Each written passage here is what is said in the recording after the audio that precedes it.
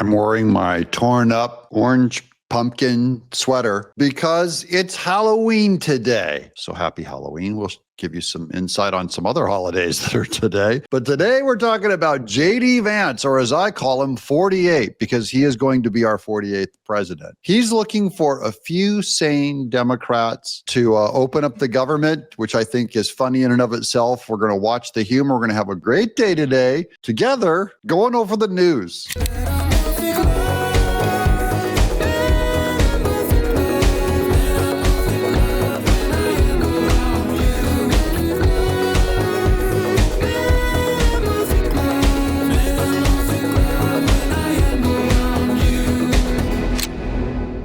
Today's a huge day. There's a lot going on around the world, but we're going to start right here at home with J.D. Vance. We're going to get into his faith as he spoke at the TPUSA conference, some Charlie Kirkisms and stuff like that. Let's watch J.D. Vance. Here is our very simple proposal to the Democrats. Let's sit down and come to a compromise and work it out. And you know what the Democrats' response to that is?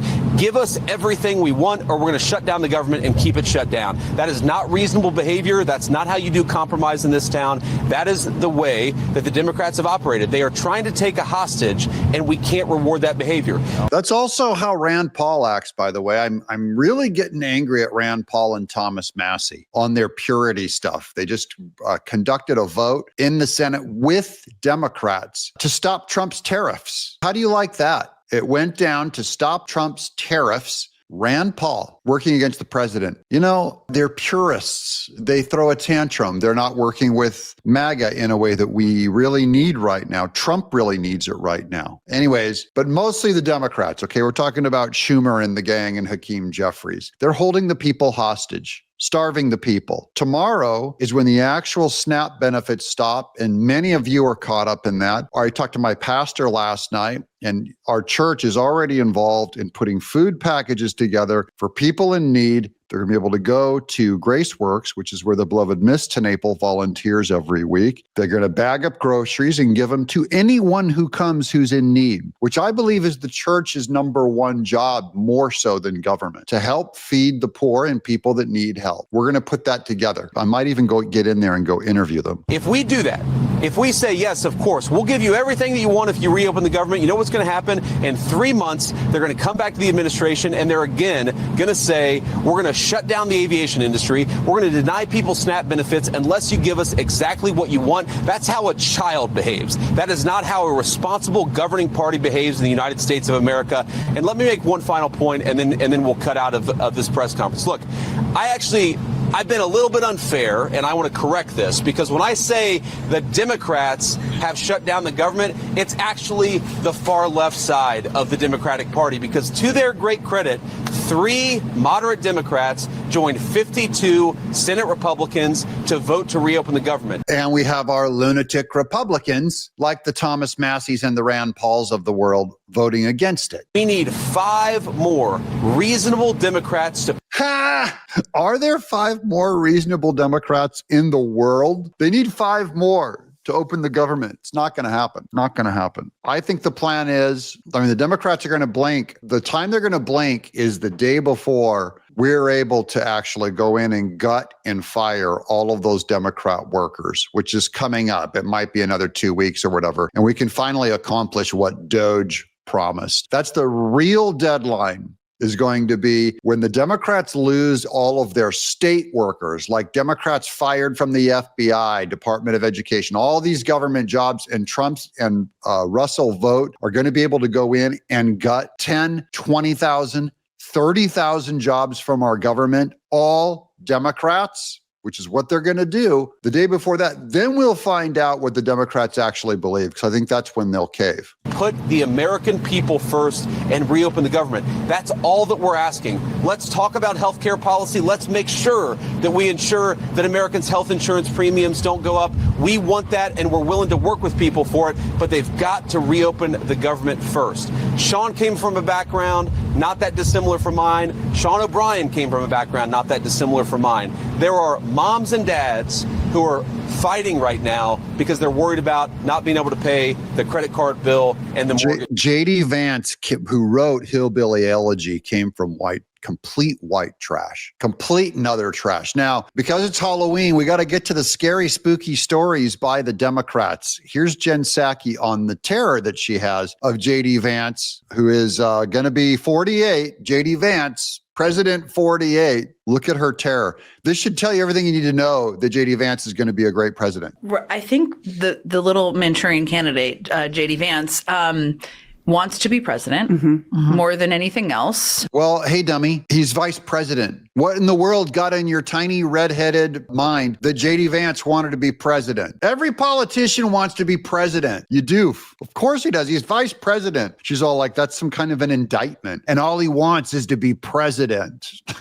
So dumb. Were you this judgmental of Barack Obama when he just wanted to be president? What about when Kamala Harris just wanted to be president? Who wanted to be president more than the guy that you worked for, Joe Biden, who ran for president like 50 times across his entire career? Yeah.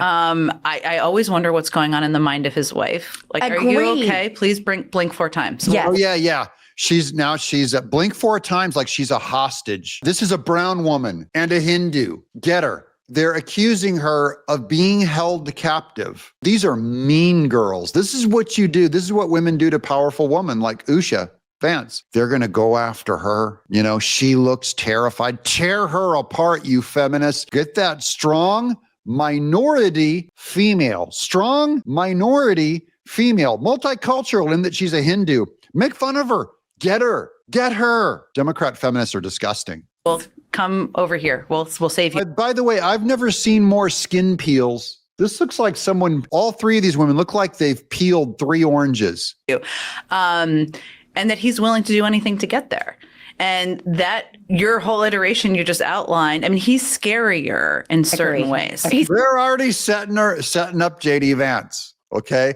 He's scarier in certain ways than Trump, certain ways. Remember how Trump was Hitler, totalitarian, sexually assaulted women, made fun of handicapped people? Trump was going to start World War III. And then you go, but J.D. Vance is like the most normal guy in the world. And they're already setting him up. He's even scarier than Trump. I love it.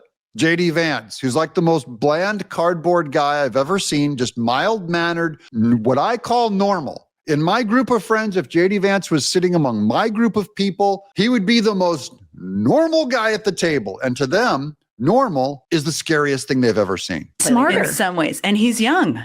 Yeah, and ambitious. And agile in the sense that he is a chameleon who makes himself into whatever he thinks the audience wants to hear from him. Now, what's also true, though, is J.D. Vance is not, he's in some ways goodish on paper if you like what he believes in. I don't know.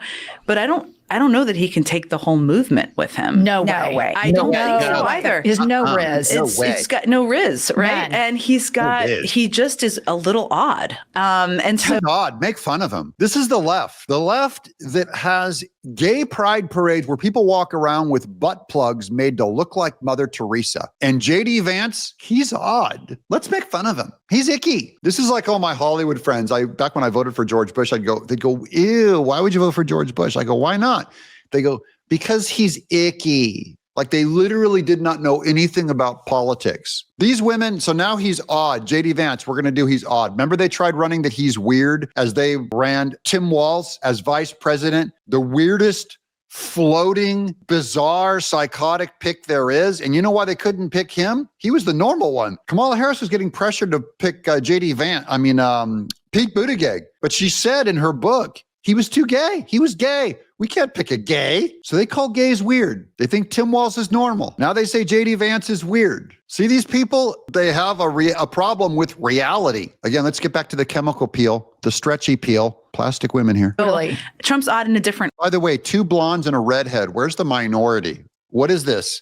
Is this a secret meeting for the women, the women's Aryan Nation women, the purebloods, 2 blondes and a redhead? Is that what we're doing now? Where's the minority? Way. So I'm skeptical of that. So yeah, he's got to, I mean, everything going on right now, and I think we have to be very clear-eyed about this, is about trying to manipulate the public around elections. Oh, someone's trying to manipulate the public around elections. It is Halloween. That's why we're wearing the torn orange sweatshirt. Let's get, I'm just going to do a little bit of JD Vance here at TPUSA. I didn't cover this before. I'll just give you a little quick quote because we're going to get into him and Erica Kirk. I know not all of you are Christians, but for the Christians out there, I think that it is very important to remember that despair is actually a sin. We've said that all along. Despair is a sin. It's okay to disagree.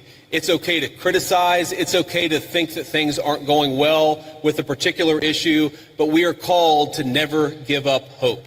But I think one of the critical lessons of Charlie Kirk's life to his dying breath, this was a man who never lost hope in his creator and never lost hope in the United States of America. So let's remember that. And God and country. God and country. That's why I don't like scaring you guys with conspiracy theories. All those things are rooted in you should be afraid. You should lose hope. They're lies meant to undermine your confidence in the Lord being in charge and in the patriots that have this country. The patriots will carry this country. We will put it up on our shoulders. I would not have confidence. I don't have confidence in the Constitution. I don't even have confidence in the president. Remember, it's the people, the patriots, that put the president in charge. It's the people. That's where our confidence comes from. Do not despair. Here's Erica Kirk on JD Vance. I thought this was a very strange quote. Check this one out. No one will ever replace my husband. No. But I do see some similarities of my husband in JD.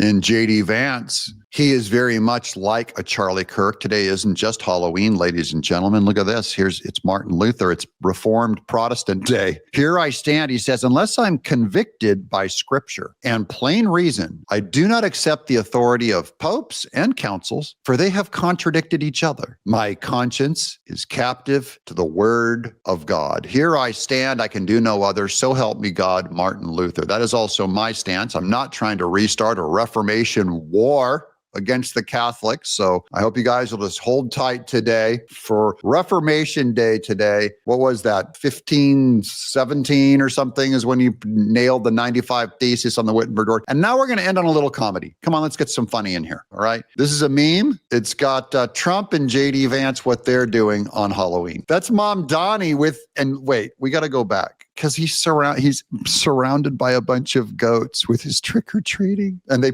launch the pumpkin, and goose, Mom Donnie down, and they're all buddies. Yeah. Then Trump, he spots someone else. It's Hakeem.